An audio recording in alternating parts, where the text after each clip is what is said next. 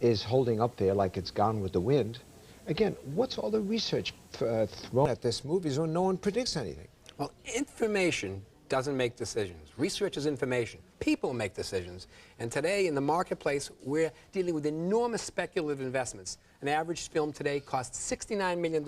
And then another $30 million or so to bring it to market in the United States, another 20, 25, 30 internationally. Talk about $125 million. I'd want a lot of information before I rolled out my $125 million investment. But there's all these business guys sitting around in their suits thinking that information is going to buy truth and reality. It isn't, because there is no way. You're dealing with risk. You're dealing with artistic product, and there's no way in the world of knowing what's going to work and what isn't going to work. And the best endings of all time, like The Godfather or Some Like It Hot, there were no studies performed to test those endings. They were just great endings. I think that's asinine. Really what happens is that people need information. In the old days, here's how they did it. They scratched their rear end and thought, who did I play golf with? That's who I'll put as a director. Well, I have a friend at this theater. I'll put it into their theaters. Today, we're in a real business atmosphere. We have investments that are so enormous that we take information and use it. We don't pray at the gods of information. What we do is we blend it with our intuition, with our experience, and our observation. The Rosetta Stone is the research. We look at it. We then say, is our intuition, is our observation, are the reasons we're doing this sound? I don't think that there's anybody that would want to make an investment without having information. You know, the old guys, Jack Warner and Harry Cohn, they had it best.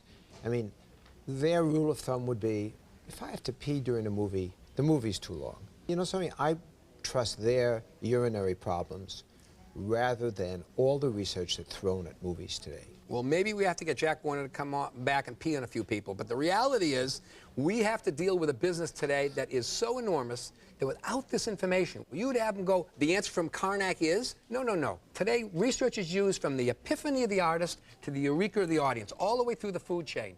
When somebody decides to make a film, research is used. They use research in designing the film. They use research in considering who the casting of the film is. Why should they stop when they have the film finished? I would suggest that you trust the epiphany of the artist and don't look for the epiphany from the researcher, because you ain't going to get it, no matter how much you spend. Yeah, you know, when you see at the end of the day, some of the great artists like Francis Ford Coppola uses researchers very heavily from the very beginning. To test his new wine. God love him, he has a bad batting average. If he depends on research, then why did he let Cotton Club go out? Wait a minute. This guy did The Godfather. Remember, you took credit for it 4 or 5 times in this show. One from the heart. Yeah, he did a lot of good films. The Godfather, too. I don't want to trash Francis. I love him dearly, and even his wine is good. But his new pasta sauce. His research is good, too. Yeah. Fatal Attraction would have been a suicide, where Glenn Close committed suicide at the end of the film. The research showed the audience didn't like it, so they recut it and had Ann Archer kill her, and the film was a hit. Better ending the first time. Give me the next shot.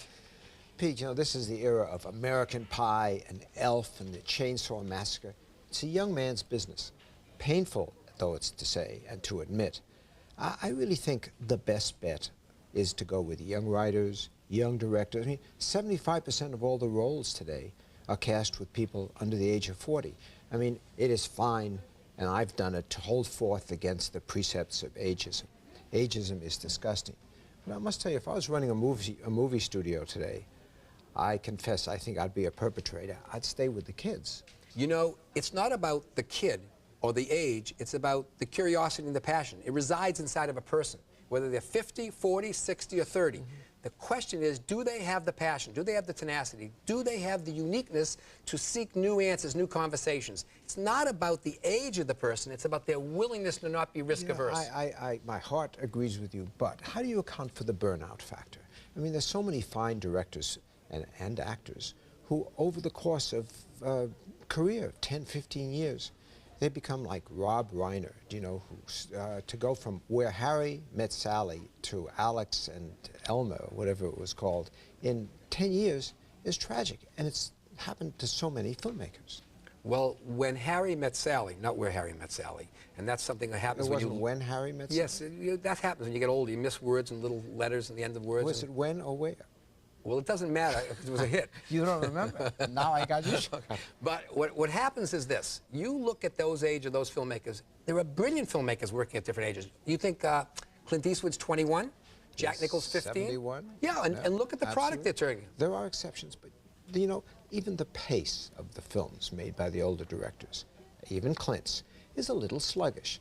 I mean, the pace that young people, the young audiences are accustomed to, stems from watching videos, commercials, even TV shows.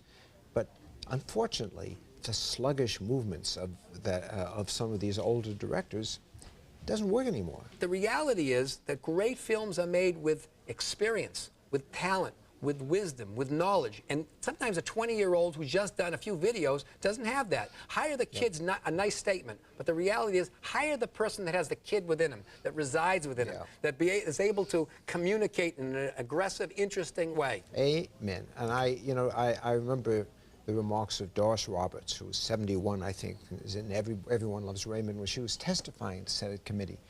And she said something very poignant. She said, the industry considers us discardable.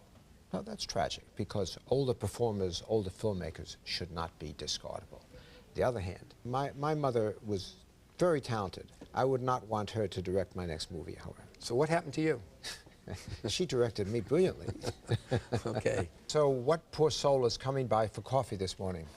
Well, he took home a pair of Oscars for producing and directing Dances with Wolves, and has starred in such films as No Way Out, Field of Dreams, Wyatt Earp, Silverado, and Bull Durham.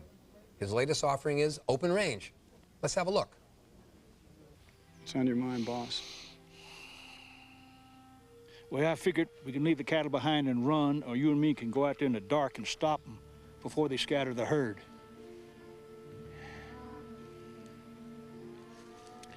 You reckon them cows were getting killed over?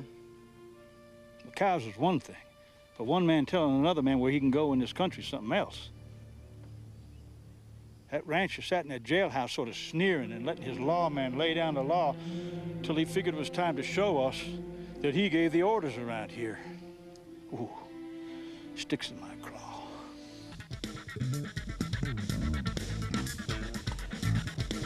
Hey, Pete. Welcome, Kevin. How are you? Good to see you. Hey, Peter, how Good are to see you? ya. So, Kevin, just in terms of your own future now, Yeah. do you want to go back to a good sports picture? You've been a golfer and a ball player, or another Untouchables. I mean, where do you see yourself headed? I'd like to make a few more Americana movies, you know, westerns. I'd like to, because I believe in the genre, and I hope that you enjoyed Open Range. But I made it with a conscience that people could enjoy that movie, the Victorian language, the dilemma that these men find themselves in. So I don't want to see us lose that genre. And I'm not going to be the standard bearer or stick of ground that I'm going to bring this genre back. I don't want to be that pompous. But I am not going to let go of that genre. We love you for the fact that instead of two kids in the Western, there's Robert Duvall, who will never see the fair side of Sun 70 again. And of course, you're only 22, but still, you again resisted the forces of ageism in casting that picture. Yeah, you know, Peter, I developed two movies side by side, two westerns, and one of them. So if you're ever interested in making the second one, I had to make a fundamental decision about it. One is clearly more commercial than the other. It doesn't have more value than the other to me, but as I would look at it, it's more commercial. And I had to make the choice between them. The one had a much younger cast, hipper cast, the way it would be cast. And I thought, you know what? My back's against the wall anyway. I'm going to make the simple one, and I believe I'll create an audience for this. Does a person's private life really affect their cinema value and their cinema life? Well, it can in a couple of interesting ways. I want to go to more of a positive way that can affect you. One of the personal things that can come from making a movie, interestingly enough, is when a movie, let's say, has not been received well, but you have liked it. When a person on the street comes up to you and says, I really like that movie, and they tell you something about that movie, and at that moment, you realize you're empowered. What that does to me is almost immeasurable. It makes me think, okay, I'm going to stick to it. I'm going to stick to it. And I've had people that have no idea they've had that effect on me. But you're a tough guy. I mean, when people like Tim Robbins have spoken up against the war, Susan Sarandon, I mean, you've taken up their cause. I mean, you're not exactly intimidated by people who are naysayers, are you? Well, I don't think there's any reason to be afraid, you know, and afraid of what you believe in. And it's easy to stick up for a friend. You know, in this country, we have a rule in sports, which is no piling on, right? Yeah. We throw a flag down when we see that sometimes behavior is really unfair. You know, there's a piling on. There's a penalty against that.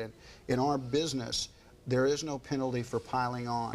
That's the media, man. That's what it is. They pile on. Once they smell the hyenas, they just pile on. It's true, but I actually have good friends in the media. It's swung for me in a lot of different ways, and you know, I mean, I could take somebody out back and give them a beating, you know, on some way if they've been cute with me. But I have had a lot of champions, and I have had champions who have taken me to task too.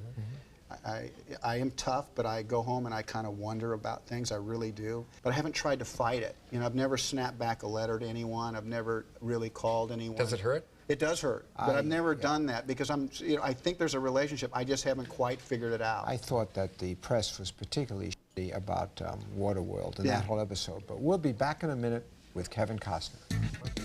Up next, we'll continue to shoot out with actor, producer, director Kevin Costner. Sure.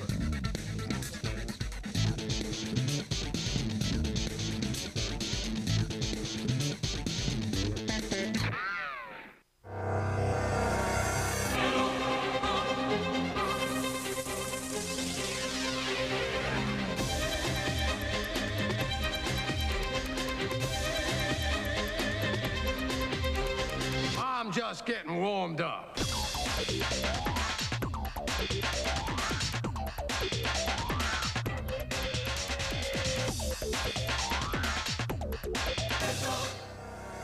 Any questions?